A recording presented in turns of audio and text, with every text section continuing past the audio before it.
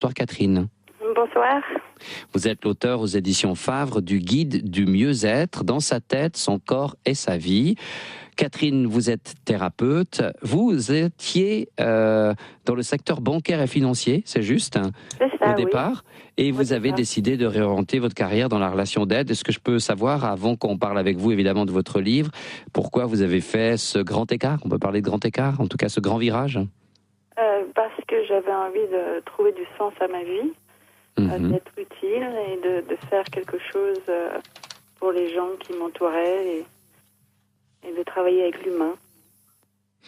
Vous avez beaucoup voyagé et ça vous a permis, vous le dites, on le dit de vous, de réinventer plusieurs fois votre vie. Est-ce que quand vous parlez de réinventer votre vie, vous parlez aussi de changer les pensées, comme l'évoquait Ghislaine tout à l'heure dans son témoignage?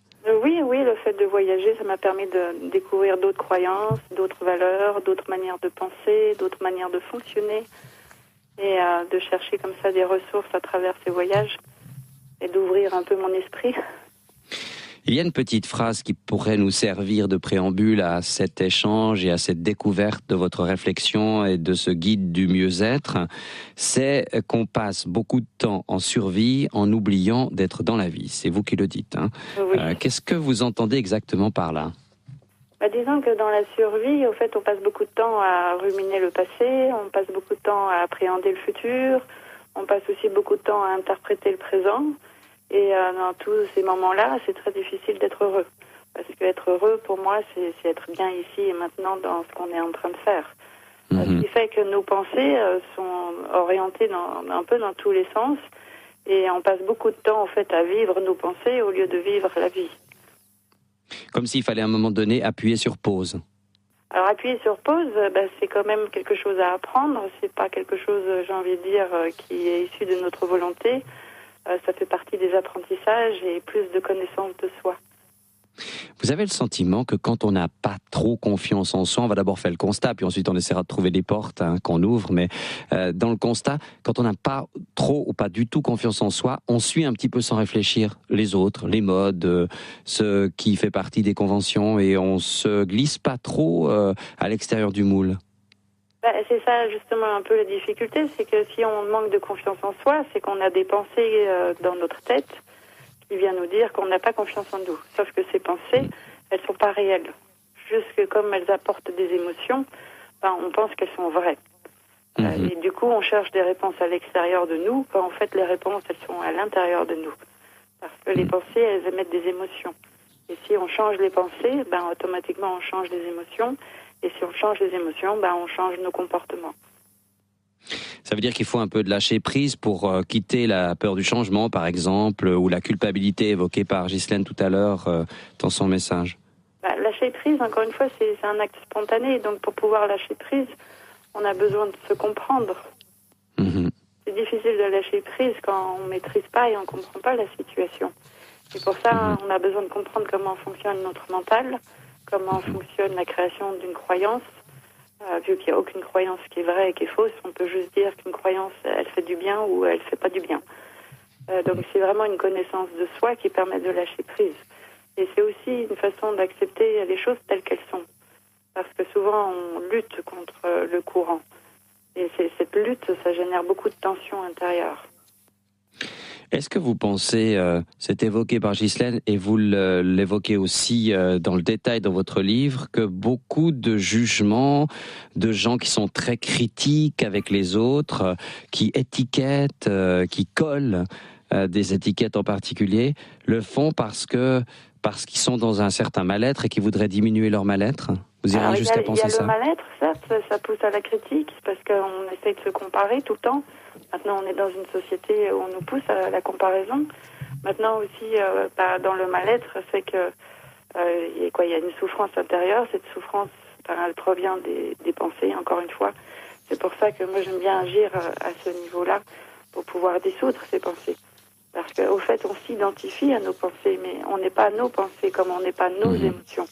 Une émotion, elle fait que nous traverser, c'est juste un indicateur, mais on croit qu'on est triste, on utilise le verbe être pour dire je suis dépressif, je suis triste, ou même je suis heureux, mais au fait, on ne devrait pas mettre le verbe être, on devrait juste dire je fais l'expérience de la tristesse, mais je ne suis pas triste. Oui. comme si c'était un passage, quoi, seulement. Mais une petite question à propos de la critique et du jugement qui nous vient par SMS au 939, au 939. Vous pensez que c'est déjà une étape du changement que d'arrêter de juger, de critiquer toujours les autres ? Ben disons, ça fera du bien à tout le monde, ça fera du bien aux autres, ça fera du bien à soi-même de ne pas critiquer, parce que on n'a pas besoin de se comparer. Quand on critique, on compare quelque chose. C'est-à-dire, comme si quelqu'un range mieux les choses que moi, je vais dire qu'il est maniaque, et si quelqu'un range moins bien les choses que moi, je vais dire qu'il est bordélique. Mais pour le bordélique, du coup, je suis maniaque, et pour le maniaque, je suis bordélique, parce qu'il y a un comparatif. Et au fait, il n'y a rien qui est juste ou qui est faux. On peut juste être en accord ou en désaccord. Alors évoquons ce que vous évoquez comme un nouveau comportement, hein, la guérison de son être. Le nouveau comportement, il faut le développer et c'est un sacré boulot, je suppose. Ben oui et non, parce que si on comprend comment fonctionne le mental, on comprend qu'on n'est pas nos pensées, qu'on n'est pas nos croyances et qu'on est au-delà de tout ça. Et si on arrive à accéder à cet état qui est au-delà de tout ça, on peut tout lâcher. Parce qu'on arrête de s'identifier. Vous évoquez même une chose assez étonnante, c'est la posture. Hein. Vous dites qu'il y a une posture du bien-être. Oui, parce que quand on est heureux, on n'a pas la tête en bas, on n'a pas les épaules voûtées, on ne traîne pas des pieds. Donc c'est vrai que la posture reflète l'émotion dans notre corps, l'émotion reflète la pensée reflète nos croyances, tout est lié. Donc si on change la posture, automatiquement on va modifier une émotion et on va modifier une pensée, donc ça va dans un sens ou dans l'autre. Vous dites, savez-vous qu'il est très difficile de se mettre en colère les bras écartés ou de pleurer en regardant le plafond ? Oui, vous pouvez essayer. J'en ai peut-être pas essayé, ni pour la colère, ni pour les larmes en ce moment, mais c'est vrai, quand on y pense, quand on y réfléchit, c'est certain. Alors évidemment, il y a beaucoup de deuil qu'on doit faire, hein, et ça, vous en parlez, et ça, c'est un gros travail. Et vous proposez même un ou plusieurs rituels, en particulier un rituel pour mettre fin à son deuil. On va pas rentrer dans les détails, parce que sinon, on va faire... disons, le passage en revue du contenu de votre livre, ce qui n'est pas l'objectif, mais c'est bien de vous entendre à ce sujet. Qu'est-ce que vous entendez par des rituels ? Parce que si, en voyageant, j'ai pu réaliser que dans toutes les tribus, dans toutes les cultures, il y a des rituels de passage, que ce soit passage à l'âge adulte ou que ce soit justement les deuils. Et ce que j'aime bien dans les rituels, c'est que ça met le fin à un deuil. Dans notre culture, quand il y a un deuil, tout va très vite. Je veux dire, quelqu'un meurt, on l'enterre dans 3 jours, 5 jours après, on est au boulot et on doit faire semblant de rien. Donc, il n'y a pas réellement de début de deuil, du coup, c'est aussi difficile d'avoir une fin de deuil. Et du coup, on traîne une émotion comme un boulet. Et puis, la croyance sur la mort dans notre culture, elle n'est pas non plus super sympathique. Contrairement à certaines cultures que j'ai pu rencontrer en Afrique ou en Asie, qui est plus, une ouverture, une conscience élargie par rapport à la nôtre. Mais si on change notre regard par rapport au deuil, au changement, par rapport à la mort, automatiquement, c'est des étapes qui deviennent plus faciles. Est-ce que vous pensez vraiment qu'on a la liberté de choisir notre nouveau comportement, nos changements de pensée en particulier ? On peut l'avoir. Maintenant, il y a un apprentissage à faire et ça, c'est un petit peu le problème dans notre culture. C'est qu'au niveau de la scolarité, au niveau de notre éducation, il n'y a personne qui nous enseigne à mieux se connaître soi-même. On apprend plein de choses sur le monde, on apprend plein de choses, je veux dire que ce soit compter, écrire, et je dis pas que c'est pas utile, mais personne ne nous apprend à gérer nos émotions, à connaître nos besoins, à exprimer ce qu'on veut et à être soi. Et c'est là où on a un handicap dans notre culture, j'ai envie de dire, occidentale, c'est qu'on est un peu démuni par cette manque de connaissances. Parce qu'avant tout, il y a une connaissance derrière.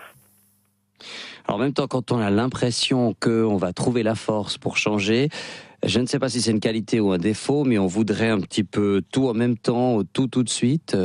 Vous pensez que c'est sage ou pas ?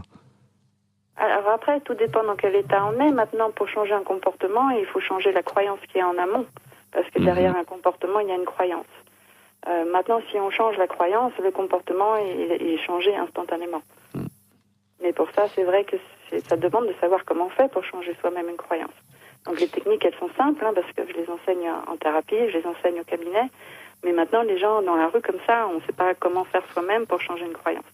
Pourtant, toute notre vie, on les a changées. Il y en a qui sont naturelles, comme le Père Noël, la petite souris, au fait, des choses comme ça. Vous y croyez plus ? Je vais rien dénoncer. Maintenant, il y a des croyances qui se sont forgées avec des expériences de vie, qui sont venues dans notre vie ou qui ont sauté. Maintenant, on peut toujours les changer. Parce qu'une croyance, c'est pas quelque chose qui est vrai. Je veux dire, c'est la preuve, c'est que dans la vie, il y a des croyances pour certains, et d'autres pensent l'inverse, et tout le monde a raison. Et si on comprenait que tout le monde avait raison, il y aurait un peu moins de conflits. C'est juste des réalités de perception de la vie qui sont différentes. Tout à l'heure, on lisait au début de cette émission le message de Papa Fred, qui a signé ainsi, qui disait qu'il était en train de discuter avec ses enfants ados hier à propos de sa séparation d'avec leur mère. Et ses enfants lui ont reproché d'être égoïste. Ça l'a vraiment bousculé, ça lui a fait mal. Et en y réfléchissant, il se dit, mais finalement, je crois que je l'ai été, en tout cas je le suis. Comment en suis-je arrivé là? Vous en parlez de l'égoïsme, et vous dites même égoïste et fier de l'être. Est-ce qu'on peut terminer par là? Qu'est-ce que vous entendez par ce fier de l'être? Parce que la définition d'égoïste, elle est multiple. Il y a des égoïstes qui utilisent les autres à leur fin, il y a des égoïstes, ce que j'appelle raffinés dans mon livre, c'est-à-dire je me fais du bien en faisant du bien, ce qui amène un win-win. En tant que thérapeute, je peux dire que je suis égoïste parce que je me fais du bien en faisant du bien. Il y a l'égoïste, comme Coluche le dit, c'est quelqu'un qui pense pas à moi. Comment peut-on ne pas être égoïste? Je veux dire, si on doit arrêter d'être égoïste pour rendre quelqu'un heureux, mais se rendre malheureux soi-même, il y a un problème. Oui, il n'y a pas la notion de win-win. Je veux dire, c'est dans les comportements, dans les échanges avec les autres. Il faut qu'il y ait deux gagnants. Maintenant, si moi, je dois, saboter ma vie, être malheureuse pour que mon entourage soit heureux, il y a quelque chose qui joue pas. Merci beaucoup de ce petit échange qui est en quelque sorte un petit aperçu de ce que vous abordez dans votre livre, Le Guide du mieux-être, paru aux éditions Favre. Un petit mot de Francine qui dit « Waouh, un concentré de sagesse, super de nous le rappeler, clé de liberté mais qui nécessite un sacré nettoyage et une reprogrammation ». Vous êtes d'accord avec ça ? On doit faire de notre mental qu'est-ce qu'on dira, comme vous le dites vous-même, un employé et pas un patron ? C'est ça, c'est un outil créatif, donc il faut juste apprendre à savoir l'utiliser. Quand vous regardez le parcours qui était le vôtre, Catherine, quand vous regardez le métier dans lequel vous travailliez avant et ce que vous faites aujourd'hui, si c'était à refaire, vous referiez de la même façon ou vous iriez tout de suite dans le mieux-être ou dans la réflexion autour du bien-être? Non, je suis contente d'avoir fait de cette façon parce qu'être thérapeute à 20 ans, je pense que j'aurais manqué d'expérience de vie. Aujourd'hui, d'avoir vécu plein d'expériences diverses dans ma vie, que ce soit en relation, en professionnel, dans d'autres domaines, ça m'amène cette richesse en thérapie. Et vous avez réussi à sortir, et vous l'évoquez dans un chapitre de votre livre, sans parler nécessairement de vous, mais vous avez réussi à sortir de votre zone de confort? Oui, je suis sortie de ma zone de confort pour réaliser que finalement, je suis mieux dehors. Je suis mieux avec une zone de confort plus élargie. En tout cas, merci d'avoir pris un petit peu de temps pour évoquer tout cela avec nous. Votre livre, je vous le rappelle, aux éditions Favre, c'est le guide du mieux-être. Enfin, à vous, je vous le rappelle pas, mais aux auditrices et aux auditeurs, évidemment. Catherine Braillard, Dans sa tête, son corps et sa vie, en finir avec l'insatisfaction en développant l'attitude des gens heureux. Voilà, aux éditions Favre. Merci beaucoup, Catherine. C'était un plaisir. Merci à vous. Bonne nuit. Merci, pareillement. Au revoir. Au revoir. Au revoir.